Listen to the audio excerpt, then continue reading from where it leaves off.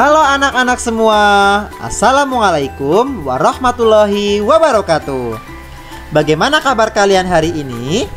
Semoga semuanya selalu dalam keadaan sehat ya. Sebelum mulai pembelajaran hari ini, marilah kita awali dengan berdoa terlebih dahulu.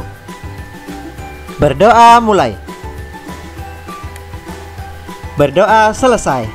Baiklah anak-anakku yang hebat, pada hari ini kita akan belajar tema 1, membangun indahnya keberagaman, subtema 1, keberagaman budaya bangsaku.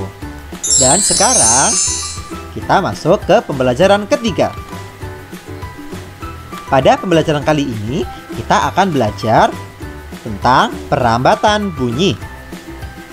Apakah kalian tahu apa itu bunyi? Bunyi adalah suara yang dihasilkan dari sumber bunyi. Sumber bunyi itu contohnya mulut kita atau pita suara yang ada dalam mulut kita. Kemudian contoh lagi adalah alat musik, misalkan gitar, kendang, gong, rebana, dan yang lainnya yang menghasilkan bunyi. Mengapa ketika teman kalian memanggil kalian, kalian bisa mendengarnya ya? Padahal tidak ada yang menyampaikan bunyinya atau membawa bunyi sehingga masuk ke telinga kalian. Tanpa kalian sadari, ternyata bunyi itu merambat melalui udara. Udara itu adalah zat ya berbentuk gas yang berada di bumi ini. Contoh udara adalah oksigen yang kita hirup untuk bernafas dan karbon dioksida yang kita keluarkan dari nafas kita.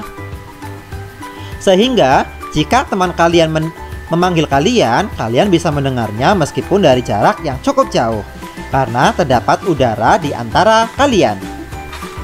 Kalian sekarang coba lihat gambar yang ada di video. Di situ ada dua anak.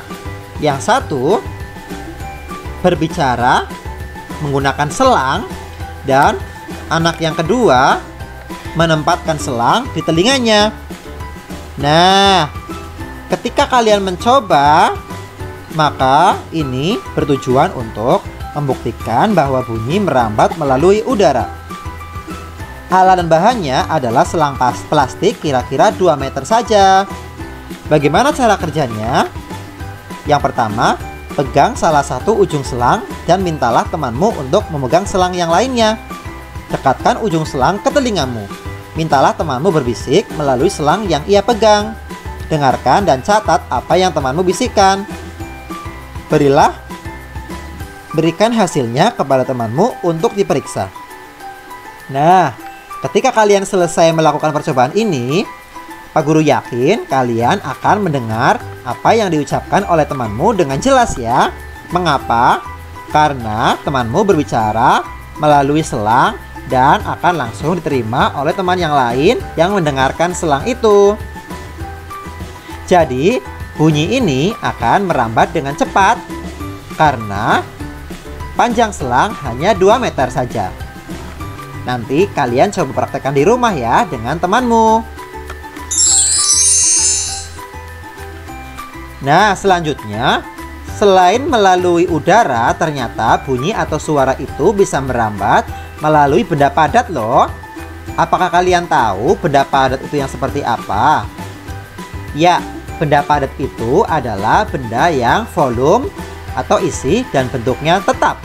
Contohnya, buku, pensil, meja, kursi, helm, dan yang lain sebagainya. Perambatan bunyi melalui benda padat, kalian dapat mempraktekannya dengan alat dan bahan berupa gelas plastik 2 buah, benang kasur, dan paku. Nah, cara kerja percobaan ini adalah seperti kalian bermain telepon-teleponan melalui gelas plastik yang disambung dengan benang kasur. Apakah kalian pernah bermain telepon-teleponan dengan teman kalian? Tentu kalian pernah ya. Nah, ketika kalian bermain telepon-teleponan dengan gelas plastik dan benang kasur, kalian berbicara melalui gelas. Dan teman kalian mendengarkan melalui gelas juga di telinganya. Meskipun jarak kalian cukup jauh, teman yang mendengarkan itu bisa mendengar dengan jelas apa yang kalian ucapkan. Mengapa ya? Padahal tidak ada udara di dalam gelas atau di benang kasur itu. Nah, ternyata bunyi itu merambat melalui benang kasur yang tersambung dari gelas yang satu ke gelas yang lain. Karena benang kasur termasuk benda padat, maka hal ini membuktikan bahwa bunyi dapat merambat melalui benda padat. Nanti coba kalian praktekkan dengan teman di samping rumah kalian ya. Selain melalui udara dan benda padat, bunyi juga dapat merambat melalui benda cair loh. Apakah kalian tahu contoh dari benda cair itu apa? Ya, pintar sekali. Contoh dari benda cair adalah air, bensin, kecap, saus, sampo, sampo cair, dan yang lainnya.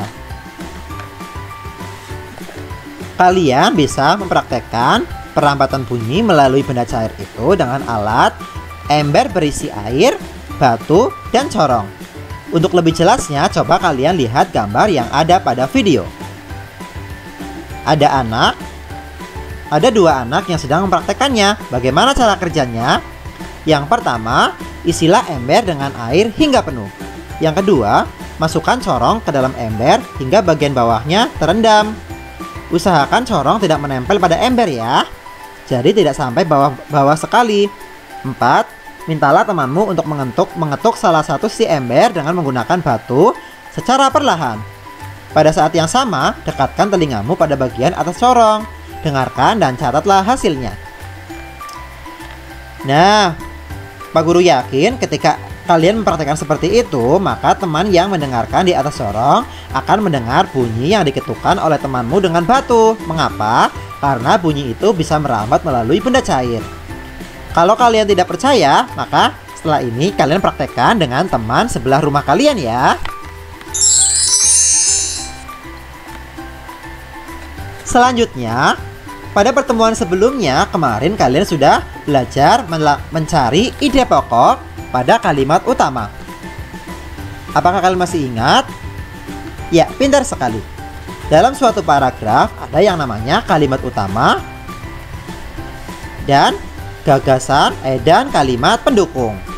Hal ini sama dengan kalimat utama itu sama dengan gagasan pokok dan kalimat pendukung sama dengan gagasan pendukung. Gambar yang ada pada video itu bernama peta konsep. Ya, ini ada peta konsep paragraf 1 dan peta konsep paragraf 2. Gagasan pokok nanti kalian isi dengan kalimat utama atau ide pokok yang ada pada kalimat utama suatu paragraf. Gagasan pendukungnya kalian tulis dengan kalimat-kalimat lain yang menjadi gagasan pendukung. Untuk lebih jelasnya, mari kita lihat paragraf yang akan ditampilkan. Nah, ada berapa kalimat yang ada pada paragraf ini ya? Kita hitung bersama yuk. Kita lihat ada berapa tanda titiknya. 1, 2, 3, 4. Ada 4 kalimat. Dan yang berwarna merah adalah kalimat utama. Balon sebenarnya adalah pesawat terbang yang paling sederhana. Itu kalimat utamanya. Ide pokoknya kalian bisa meringkas dari kalimat utama. Berarti balon adalah pesawat terbang yang paling sederhana. Nah, kalimat utama atau ide pokok itu kalian tulis di sini ya. Sedangkan kalimat-kalimat lain, kalimat 1, 2, 3, dan 4 kalian tuliskan di samping-samping sini. Nah, sampai di sini untuk membuat peta konsep ini, apakah kalian sudah paham? Semoga kalian paham dan mengerti apa yang Pak Guru sampaikan ya. Cukup di sini dulu penjelasan dari Pak Guru. Marilah kita akhiri dengan berdoa bersama. Berdoa mulai. Berdoa selesai. Pak Guru akhiri. Wassalamualaikum warahmatullahi wabarakatuh.